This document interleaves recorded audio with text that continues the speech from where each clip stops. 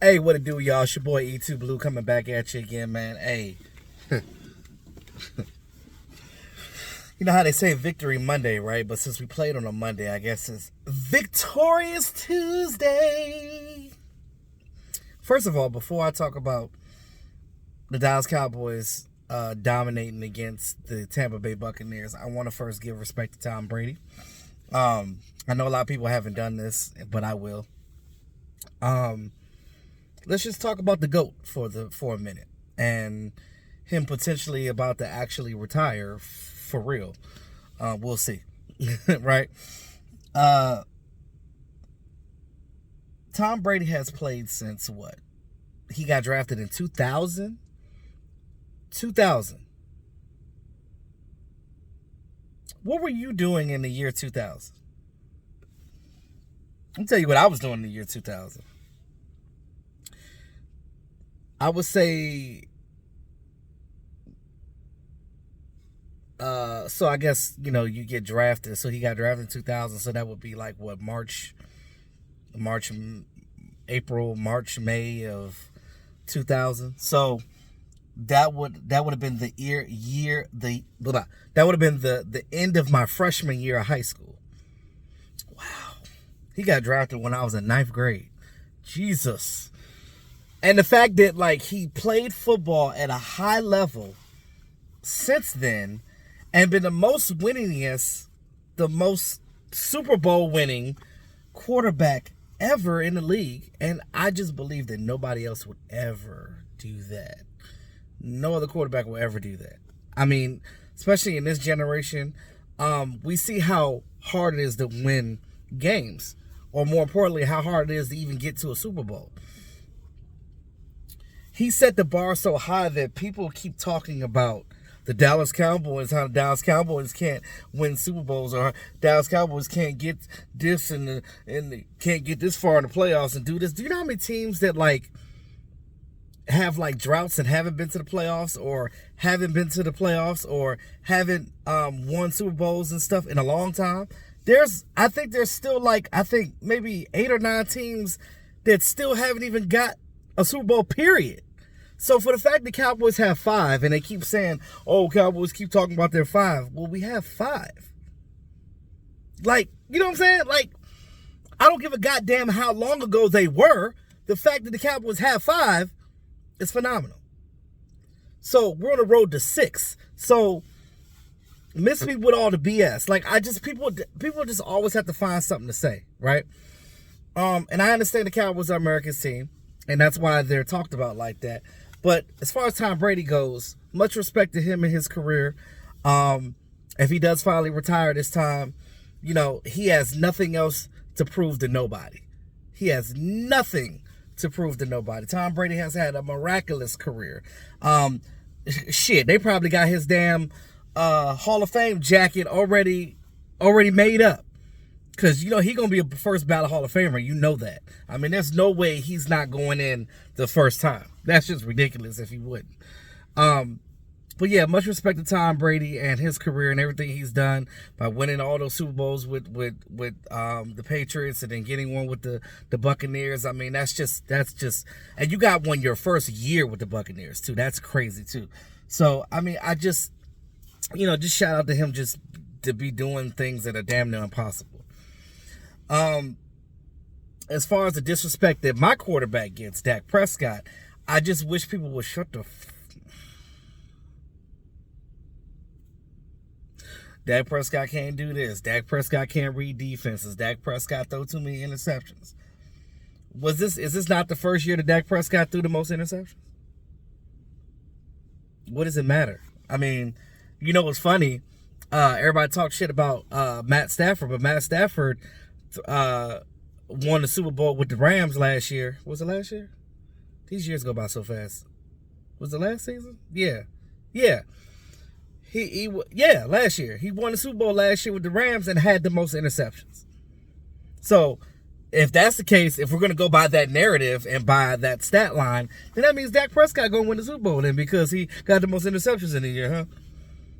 Since we're going to talk about that. And I feel like the Cowboys' road to the chip is the hardest. So I understand, like, we're happy about this win. I'm happy about it too. I'm wonderful. But we've also been here before, right? We've been to the divisional round. I want to see us get to the NFC title game. So if we nut up and beat the San Francisco 49ers, it's going to be a real party, because that would mean we will get to the NFC title game for the first time since 95. So there's that. Also, Dak Prescott broke some records. Dalton Schultz broke a record. The whole team played with heart yesterday, last night, and I couldn't be more proud. Also, shout out to Kellen Moore. I mean, we all talk shit about Kellen Moore, including me, because you know me, I don't have any problem with backing up anything I say. Understand that. And yes, I've been a critic of him too, as we all have. And does he deserve that? Yes, he has, because he has been inconsistent. But I give credit where credit's due. He was in his bag last night. He was. And I need him to continue to be in his bag. I need him to be in his bag for the San Francisco game, and if we move further after that. I'm probably going to be the biggest Giants fan next week, because I want to see them beat the Eagles, because for one thing, I'm tired of the Eagles. I'm tired of them, talking all this mess and in comments and stuff. They should have just went to sleep yesterday, because if I was an Eagle fan, I wouldn't be tripping about nothing, because I got a bye week. My team was resting. My team got the number 1 seed and the division title, all that shit. So I would just be quiet. Now, this is the first time since 1993 that all three of, well, not all three, not because it's 4 teams in the division, but this is the first time since 93, since 3 of the teams in the division, i.e. the Eagles, Cowboys, and Giants, got to the second round of the playoffs since 93. It's the first time to the divisional round. That's interesting. This is the first time that the Dallas Cowboys have ever beaten Tom Brady. Yeah. That's a win. Also the first time since 92 that the Dallas Cowboys have won a road playoff game. Even better stat. The first time the Dallas Cowboys won a playoff game in the royal blue jerseys since 1978. Matter of fact, in 1978, I think the jerseys were like royal blue back then. They weren't even navy blue like they are now. They were like a lighter blue. They were like my fraternity color blue. They were like this. They were like closer to this shit back then. Now it's a darker blue. It's navy blue. So I believe the curse is over. So can we stop talking about the Dallas Cowboys can't win in navy blues? Well, we did, and beat Tom Brady in them. Sure did. And thanks to that color scheme that they're doing now, wearing the white pants with it, I love it. I love that. Shout out to Gallup for stepping up. Now, I told you guys that Gallup, when you come back from injuries like that, everybody was shitting on Gallup all year.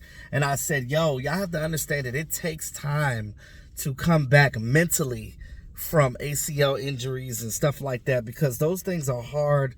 They're hard to deal with. They're really hard. It's not easy.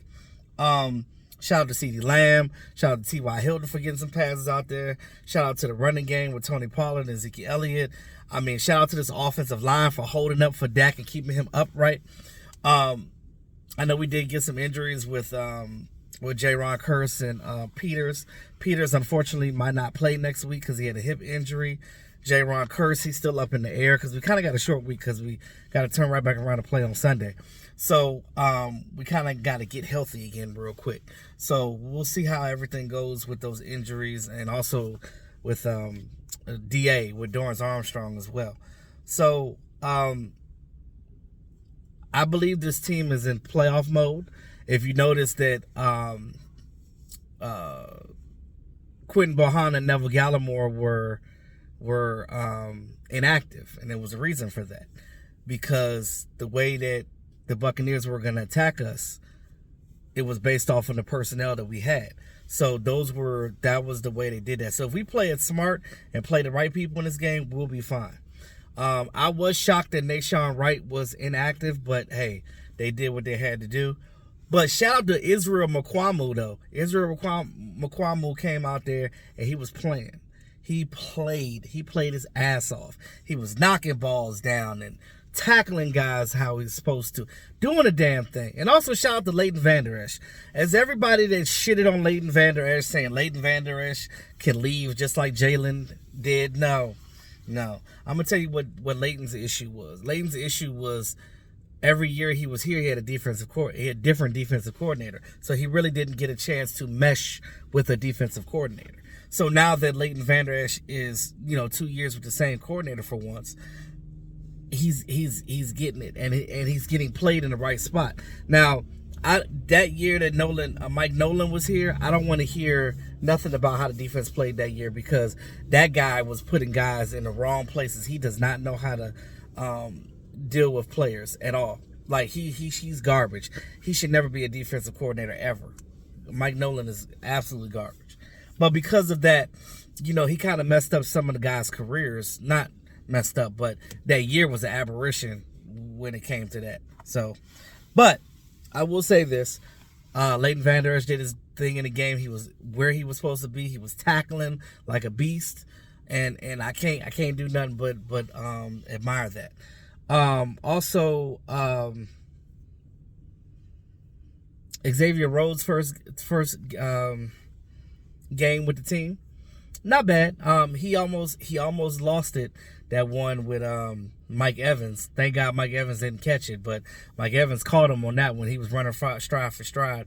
But I do like the addition of Xavier Rhodes, because it gives our defense that bridge, right? Because we don't have Jordan Lewis playing, and we don't have Anthony Brown. Those of you that shitted on Anthony Brown, he means a lot to this team, and I kept telling y'all that. But with Xavier Rhodes here, it kind of patches that a little bit. It helps out with that. I love the addition of him. I do. With him even being older, it's okay. But his presence is everything, because he's a former Pro Bowl guy, and he's helping this defense out, and I love it. Jonathan Hankins came back. Huge. You see him in there. He even got a sack in the game. So that tells you, like, we're stopping that run. And we're going to need that for next week with the 49ers, because the 49ers is a very fast team, and we'll be talking about that throughout this week. But that's all I have for right now. I'm going to try to, what's today, Tuesday? I'm going to try to get in the live stream tonight, guys. I'm going to try my best to get a live stream in tonight, because I definitely want to talk about some things. And that whole kicker thing, like, I really believe that was just, anger and not knowing how to hold the ball correctly for Maher, because Maher's been kicking all year good. There's no reason for him to miss something that close. But if you go back and look at the way the ball was being placed, it was still moving when he was kicking it. And when a ball is still spinning and moving when you try to kick it, it's going to go errant. So I just want you guys to just calm down a little bit on this whole kicking and trying to find a new kicker, and just think first, instead of just jumping out of here and just saying everything off the top of our heads. Let's not do that. But with that being said, man, let me know what you guys think about the win in the comment box, and hopefully I get this live stream, and we'll talk more about this. But anyway, it's your boy E2 Blue, always keeping it real. Talk to y'all soon. Peace.